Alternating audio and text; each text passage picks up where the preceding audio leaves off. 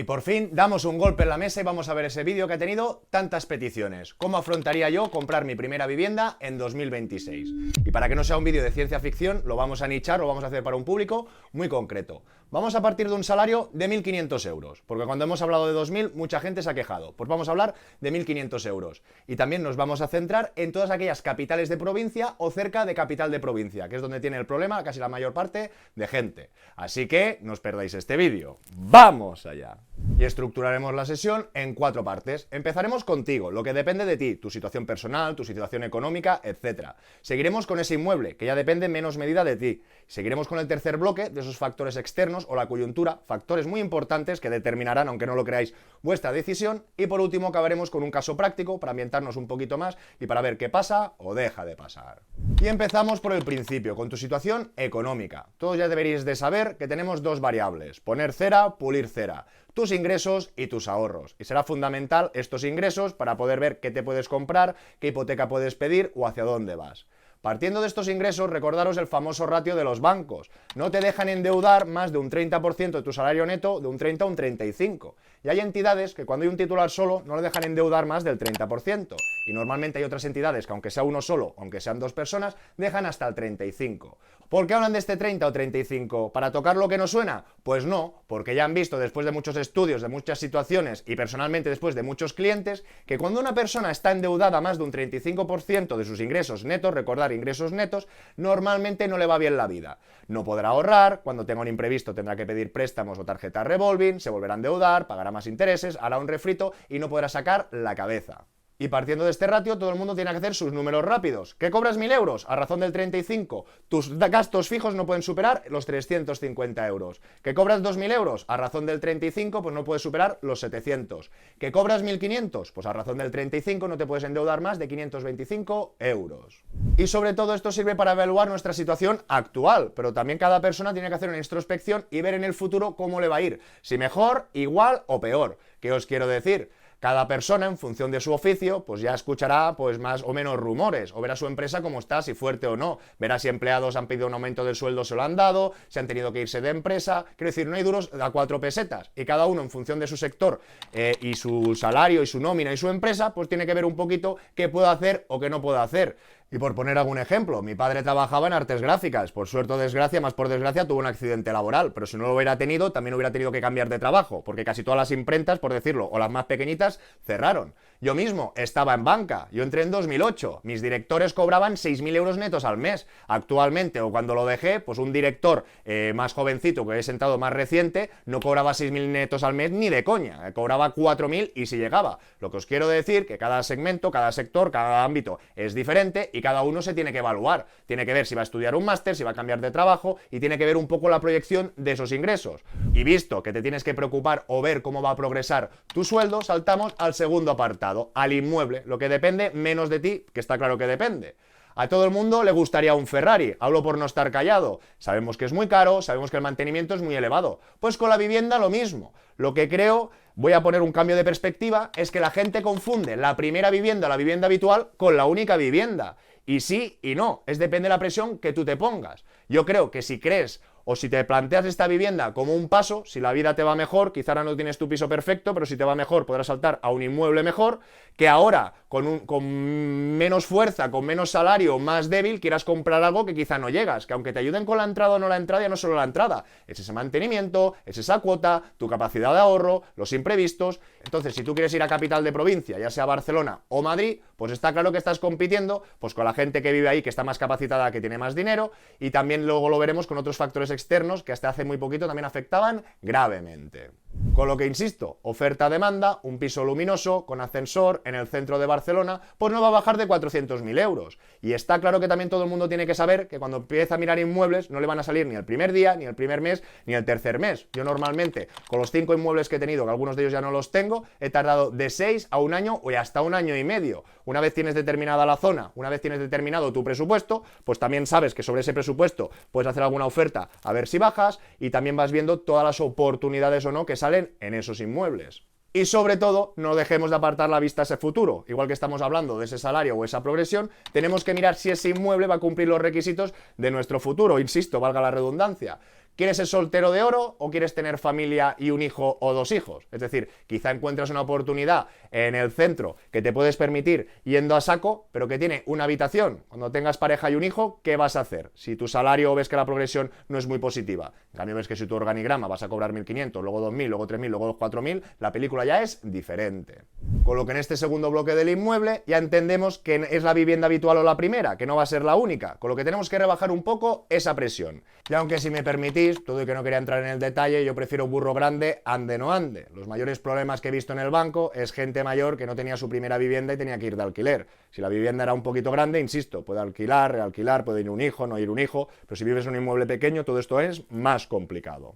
Y por supuesto que aquí no vamos a tratar el debate de alquilar o a comprar, porque me explota la cabeza, porque vuelvo a lo mismo. El debate de alquilar a comprar no es la persona que tiene 3 inmuebles alquilados y que ya vive de alquiler porque tiene 3 inmuebles alquilados. Esta persona a mí no me preocupa, y que es poca parte de la población, porque cuando se jubile, si le falta pasta, se vende un inmueble, se puede ir a vivir al otro inmueble, o se vende un inmueble y tiene pasta para vivir. Pero en cambio la persona que no tiene ningún otro inmueble, pero que por culpa de una decisión que tomó hace 25 o 30 años, en vez de comprar, alquiló, insisto, no tiene más inmuebles, ahí sí que el posicionamiento para mí es clarísimo. Y ligado con esto ya vamos al tercer bloque, esa coyuntura o esos factores externos. ¿Por qué? Porque todo el mundo ya tendría que conocer la inflación. La inflación es el aumento del IPC. El IPC es una cesta de compra, un índice de precios, de poner la gasolina, de comprar el pan, de comprarte un teléfono, y cada año vemos que este aumento del precio va en detrimento de nuestro poder adquisitivo. Si me estáis diciendo que nos suben el sueldo de 1.500 euros, pero en cambio la cesta de la compra sí, tenemos que hacer una reflexión con la vivienda. ¿Por qué? Porque ahora, gracias a Dios, tú puedes hacer una hipoteca fija, como mínimo al 2,5. Significa que vas a pagar lo mismo el año 0, el año 5, el año 10, el año 20 y el año 30. Pero en cambio, si te vas de alquiler, todo el mundo sabe ese aumento del IPC. Y si este año te suben un 2, te suben un 3, te suben un 2, te suben un 3, al cabo de 10 o 20 años, ahí sí que haces más mella o se nota esa retribución. Y esto ya empezamos a atarlo con el primer bloque y con el segundo. ¿Tu salario sube o no sube? ¿Está estanco? ¿Qué quieres? ¿Una hipoteca que está estanca como tú? Aunque es verdad, en la hipoteca, y luego lo veremos en la clase práctica, tú siendo propietario tienes más responsabilidades, ese IBI, esas basuras, pero vuelvo a lo mismo. Entre un alquiler de 700 euros y una hipoteca de 700 euros, los gastos derivados de esta hipoteca, que son 200 euros, pues te subirá el IPC de 200 euros. Pero en cambio aquí, con este alquiler de 700, te va a subir más el conjunto.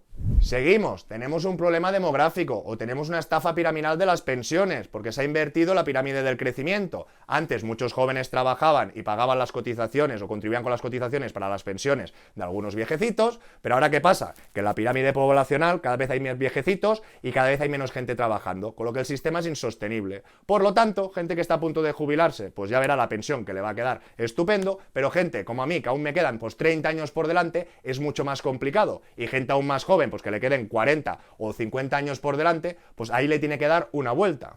Una vuelta me refiero que si tienes un salario estático de 1.500, pagas un alquiler que vas justito, que va subiendo, y ya sabemos que la pensión de jubilación va a ser mucho más baja y si existe que tu salario de 1.500, pero en cambio el alquiler siempre te va a ir subiendo, pues o tienes más propiedades o tienes muchas inversiones o ahorras mucho, o cuando llegues a la jubilación puede ser que tengas un problema. Y de la misma manera que estoy dando un poquito de palos o que estoy bajando un poco la tensión o la presión, vamos a animar un poquito los ánimos. Todo el mundo tiene que saber el salario mínimo interprofesional. O otra máxima, que la chatarra nunca pierde valor. Tengo mucha gente que se queja, no, que tú pones 2.000 euros, que cobran mucho, esto ya depende de cada uno, que se dedique, no se dedique, lo que se esfuerce, no se esfuerce y la que tenga más o menos suerte. Lo que os quiero decir que hay algo impepinable, que es que el salario mínimo va subiendo año tras año. Y a la vez, podríamos ir a la página del ministerio, donde nos facilitan pues la evolución de este salario mínimo. Por curiosidad, pues desde el año 80, increciendo. ¿Qué podemos ver? Pues que desde 2018, estos 735 se convirtieron en 900, 950, 965, y ahora vamos por 1184 y supongo que el año que viene lo subirán un poquito más. Con todo este rollo que os quiero decir que los precios de los alquileres también miran los precios del salario mínimo, que es la gran parte, o como ya vimos en otros programas, la gran mayoría de este país lo que está cobrando. Por lo tanto, si vemos que la chatarra, con todo mi cariño, del salario mínimo lo están subiendo, ¿tú cómo vas a tener ventaja? Con un salario mínimo versus una hipoteca fija, que la cuota queda anclada, aunque los gastos derivados, insisto, negligibles o no, sí que te van a ir subiendo, pero será una parte proporcional a la hipoteca. ¿O prefieres un alquiler de 700 euros con tu salario mínimo que vaya subiendo igual el IPC o que realmente este alquiler te suba por el IPC y el salario mínimo estar expensas que hace el gobierno o no? Y otra noticia positiva, aunque no lo parezca, los extranjeros compran más casas que nunca en España. ¿Qué y dónde compran? La compra de vivienda por parte de extranjeros en España se acerca a los 93.000 operaciones en 2024. Y podríamos ver, porcentaje de extranjeros que compran casa. En 2024 fue cerca del 15%. Pues más por suerte que por desgracia, podemos ver una noticia del 3 de abril, un mes después, donde adiós al Golden Visa, ya no se podrá adquirir el permiso de residencia por inversiones inmobiliarias. El 93% se han concentrado en 7 provincias: Barcelona, Madrid, Málaga, Alicante, Baleares, Girona y Valencia. ¿Qué os quiero decir con esta lectura, con estas noticias? Pues que evidentemente en capitales de provincia y más Madrid o Barcelona, aparte de nosotros mismos, compitiendo entre nosotros mismos, quién gana más, quién gana menos, quién tiene más patrimonio, quién tiene menos, competimos con otras nacionalidades. Y los ricos de otros países, que son mucho más ricos, porque la clase baja y la clase media pues de este país, ¿qué hacen? Pues compiten. Y si en Barcelona se compran los mejores pisos, los menos ricos de Barcelona, ¿qué hacen? Pues comprar otros pisos que también los inflan. Y esto va cayendo, hasta que gente de clase más baja o media pues no pueda comprar un piso en capital de provincia. Y bueno o malo es lo que hay. Igual que nadie pone en los comentarios que quiere un Ferrari y no se queja, que ya lo sé, que no estamos hablando de un bien de primera necesidad, pero quiero decir que para gustos colores. Pues en la vivienda igual también tenemos que cambiar un poco ese espectro, porque sí que es verdad que tenemos derecho y no la merecemos, pero quizás no en el centro de Barcelona o de Madrid, quizá tenemos que mirar un poquito más al lado. Y aquí es donde quiero que todo el mundo esté con los ojos bien abiertos. Ya sé que el trabajo es complicado, que los sueldos no acompañan, que todo es duro, pero es que no regalan nada. Y si tú no eres el primero en preocuparte y en ver qué puedes hacer para superar esa situación, nadie lo va a hacer por ti. Y con discurso del odio, quejándonos de esto y del otro, que está muy bien, que igual te desahogas, pero insisto, no vas a tener solución a tu problema. Con lo que yo en su día quizá tuve más o menos suerte. Con 24 años me compré mi primer piso, pero tampoco fue el libre albedrío.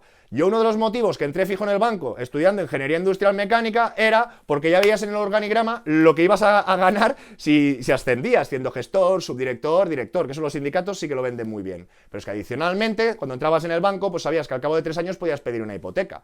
Y yo utilicé mis cartas, pero es que adicionalmente, si vemos las fotos del piso que me compré, igual nadie lo hubiese comprado, porque se pensaba que estaba loco o era una chapuza. Y efectivamente, tuve la suerte, o no suerte, de comprarme un piso en Barcelona en 2011.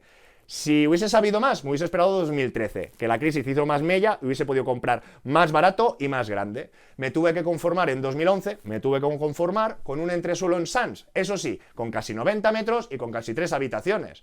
Sin luminosidad, sí que tenía ascensor y estaba en un barrio humilde que no conocía, la verdad, que me ha encantado y es estupendo. Y saludos a todos los vecinos.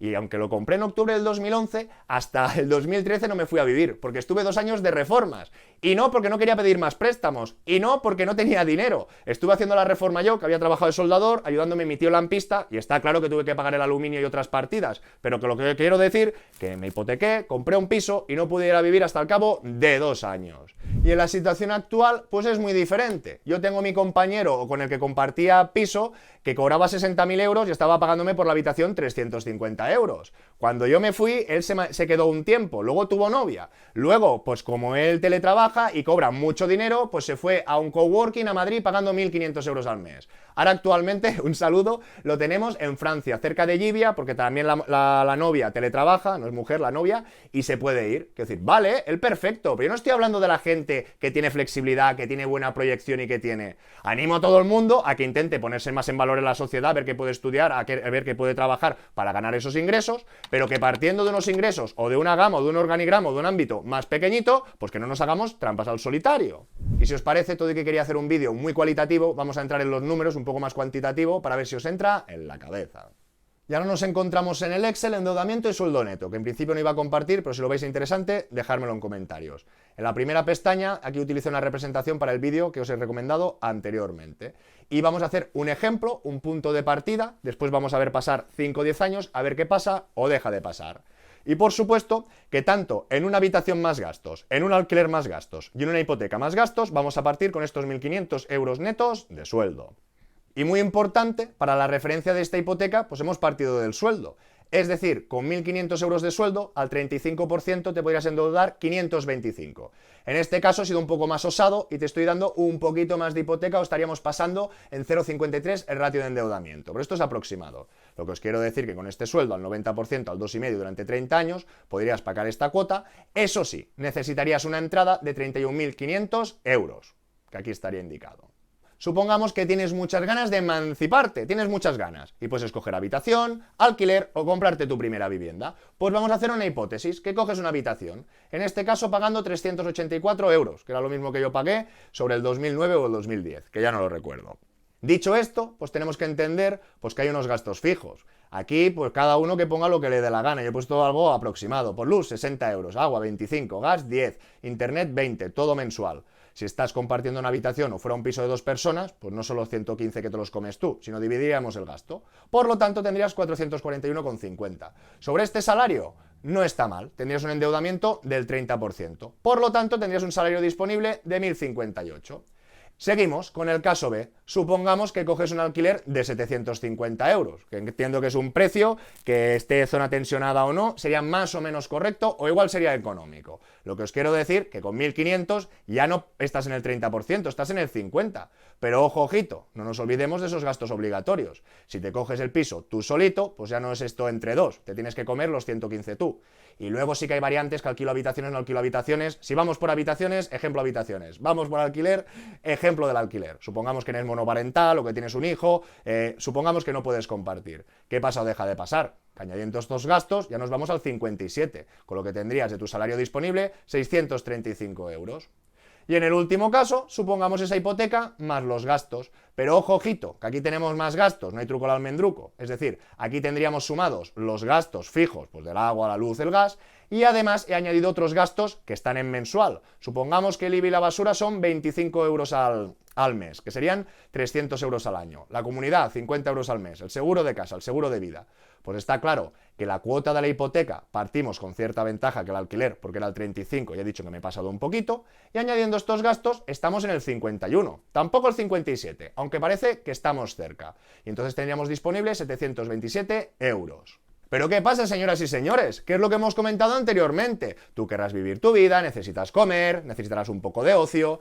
Y hemos puesto unos gastos aproximados, porque ya sabéis que las personas son como los colores. Teléfono, supongamos que 20 euros porque con el internet tenías un pack. Gimnasio, importante el deporte. Comida, ocio y supongamos que ahorras al menos un 10% de tu salario, 150 euros al mes. Con lo que estos serían gastos añadidos de 815. Insisto, ajustar y en la realidad de cada persona. ¿Pero qué pasa o deja de pasar? Que después de aplicar estos gastos, que creo que no me he pasado, ¿llegas a fin de mes? Pues en el primer caso sí. En el segundo caso, ya te faltan 200 euros. O no ahorras o no sales. Y en el último caso, te faltan 100. Ahorras menos o también sales menos. Y aquí, como hemos comentado, es la situación actual de ahora. Con un poco de imaginación vamos a ver qué pasaría de aquí 5 años. Ya hemos visto que con una habitación ahorramos casi 250 y en el caso de un alquiler estaríamos perdiendo casi 200. Nos vamos 5 años después y ¿qué nos damos cuenta? Que ya no llegamos ni con casi 200 y que ya estamos perdiendo casi 300. ¿Por qué? Por culpa de ese IPC, del aumento del precio de todas las cosas. La habitación, pues han pasado 5 años, los 4 años siguientes, pensar que he cogido IPC del 2,5, ni el 2 ni el 3, he cogido el 2,5, pues ya no te cuesta 384, ya te vale 423. Y adicionalmente, en todos estos gastos fijos también los hemos sumado, porque ya sabéis que sube la luz, que sube el agua, y también en los gastos derivados de la propiedad. No hay truco del almendruco, aquí también aplicado esa revalorización. Entonces, ¿qué nos damos cuenta de más y de menos? Pues que antes el alquiler con 750 estabas al 50% de tu endeudamiento y que después de 5 años llevas un 5% pasado. Si añadimos los otros gastos ya vas en un 63%. Es decir, tienes disponible menos del 40% de tu salario neto. Y en el caso de la hipoteca, pues un poco de pupurri. ¿Por qué? Porque como esta hipoteca es fija al 2,5, la cuota no te ha variado y lo que sí que te ha variado, como ya hemos comentado, son estos gastos fijos que se han aumentado al 2,5 durante 4 años y estos gastos de la propiedad. Con lo que podríamos ver que el paso del tiempo no mejora las situaciones, sino lo que las desvirtúa. Y en este caso todas las empeora. Y puedo ser un poquito más repelente y poner después de 5 años más otros. Es decir, en este ejemplo anterior no había revalorizado todos los gastos. Ni el teléfono, ni el gimnasio, ni la comida, ni el ocio, ni el ahorro. En este caso también los he ponderado al aumento del coste de vida. Con lo que, ¿qué veríamos? Que aquí ahora ahorrarías un poquito más de 100, aquí vemos que te faltarían más de 350 y aquí casi 200. Y ahora lo que podemos hacer es irnos después de 10 años. ¿Y qué nos daríamos cuenta? Pues de más de lo mismo, que este IPC continúa haciendo su mella o su daño. En el punto de partida nos faltaban casi 100 euros, aquí casi 200. Después de 10 años, pues aquí te faltan casi 400 y aquí 150. Aquí te han aumentado un poquito, pero aquí vemos que te han aumentado mucho más.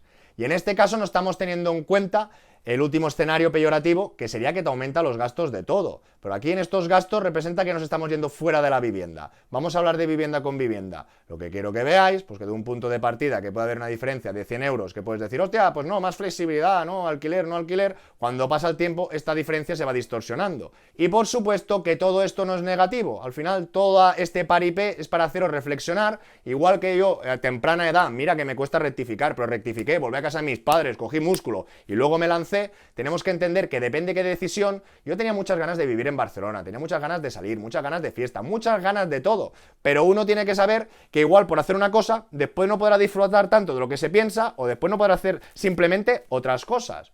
Y lo que quiero que veáis, que sin emanciparnos, sin ya incurrir en estos gastos fijos, tanto sea una habitación, tanto sea un alquiler, como sea una hipoteca, con nuestro salario, aunque sea bajito de 1.500, solo que estos 441 euros los ahorres, o solo que estos 865 que te ibas a gastar en el alquiler los ahorres, podías tener una entrada de este inmueble, que estamos hablando de unos 150.000 euros, pues al cabo de casi 6 años o al cabo de 3 años. Entonces, en función de la edad de cada uno, que tienes 22 años, pues de aquí 3 años tendrás 25. Bueno, que le deis vueltas, pero que no es blanco o negro, que entre los extremos encontraremos el equilibrio. Y lo siento que no quiero ser duro, muy pesimista. En todo caso quiero ser un poco más estratega o un poco más realista. Y ya lo sabéis, no hay duros a 4 pesetas. Con lo que, recapitulando, lo que depende de ti, tu salario. Tu salario el 35%. Ya sabes por dónde van los tiros y ya sabes, con los simuladores y todos los vídeos que tenéis de hipotecas en el canal, cuánto tiempo vais a tardar en ahorrar una entrada. A partir de aquí, lo que comentábamos, el inmueble. Yo prefiero burro grande ande no ande, pero si lo quieres soleado, con ascensor, ático y en el centro de una gran ciudad, eso vale una morterada, con lo que hay que darle una vuelta. Y tercero, esos factores externos, que todo el mundo tenga muy claro esa inflación. Si el alquiler no es que no le tenga rabia porque sí, pero he visto muchas personas, cuando te jubilas y no tienes ingresos adicionales, ese alquiler nunca descansa, va subiendo, va subiendo, va subiendo. Y si ya prevéis o veis que estáis estancados en el salario o estáis en un sector que no tiene mucha luz, pues antes de meterte en berenjenales, pues mira si puedes saltar, si puedes estudiar más o si puedes aportar más valor en otra empresa. Con lo que, respondiendo a la pregunta de cómo me plantearía la adquisición de primera vivienda en 2026, lo primero que tiene que quedar claro que es la primera vivienda la habitual, pero que no es la única. Por ende, yo lo cogería como un piso puente, o al final fue la actitud que cogí con mi primer piso de soltero. Con lo que el segundo requisito es que sea burro grande ande no ande, para matar 2 pájaros de un tiro. ¿Qué quiero decirte? Si te coges un piso muy bonito, pero muy pequeñito, si luego quieres crecer con la familia y las cosas no te van muy bien, pues tienes un piso pequeñito que no cabes. En cambio, yo cogí, sacrifiqué la luz, en este caso por 3 habitaciones, por 90 metros, porque si la vida me iba a ir bien, pues daría el salto, pero si no me iba bien, no tendría tanta luz, pero al menos tendría espacio, que al final el piso entiendo que es más para dormir y para comer que para otras cosas. Entendemos.